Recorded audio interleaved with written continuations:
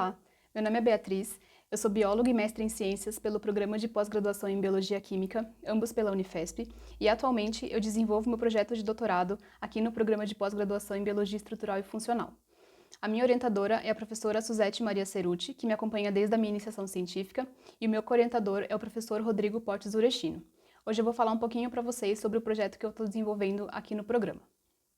O foco de estudo do nosso grupo lá no laboratório é estudar os efeitos do extrato de uma planta, chamada ginkgo biloba, na memória e como que esse extrato é capaz de modular o comportamento de roedores e as vias de sinalização relacionadas à cognição, quando esses animais são submetidos a testes de memória.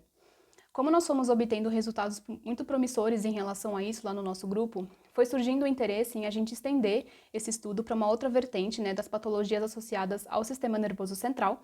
Então nós decidimos iniciar os estudos associados à patologia da doença de Alzheimer.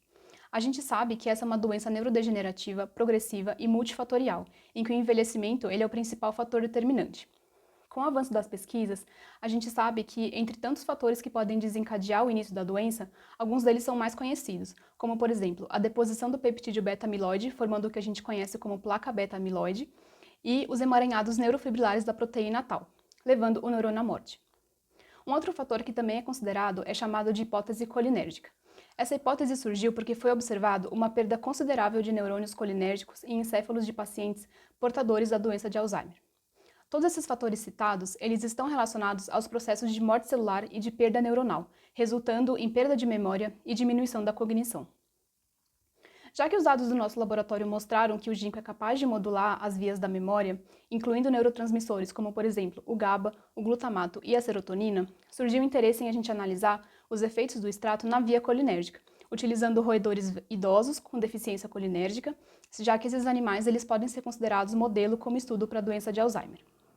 Esses animais que serão utilizados, eles são geneticamente modificados para eles possuírem uma redução de uma proteína chamada transportador vesicular de acetilcolina, uma proteína que é responsável por transportar a acetilcolina dentro do neurônio.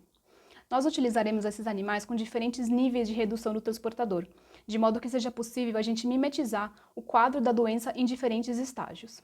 Já os animais selvagens, eles não possuem nenhuma alteração e eles são utilizados como controle. Todos os grandes grupos das linhagens desses animais serão subdivididos em grupos de tratamento, e eles serão tratados oralmente com salina, que é o controle negativo, que não possui nenhum efeito no sistema, o donepezil, na dose 5 mg por quilo, que é um medicamento que já é utilizado na clínica para tratamento da doença de Alzheimer, e as 3 diferentes doses do ginkgo, que são as 3 doses que a gente trabalha no nosso grupo, as doses de 250, 500 e 1000 mg por quilo. Dessa forma, a gente consegue avaliar os efeitos do ginkgo em diferentes doses e também em diferentes níveis da doença. O nosso objetivo, então, é utilizar o fitoterápico como uma possível opção terapêutica, não apenas de tratamento, mas também pensando em possíveis efeitos preventivos.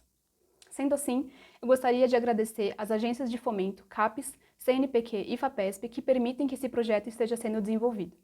E também gostaria muito de agradecer a todos os colaboradores desse projeto, a doutora Cláudia Zamberlan, pós-doc do nosso grupo, a professora Carla Prado, da Unifesp Baixada Santista, a professora Vânia Prado e o professor Marco Prado, da Universidade de Western Ontario, no Canadá, e também a professora Janete Cerutti, que é docente e pesquisadora aqui do nosso programa. Muito obrigada!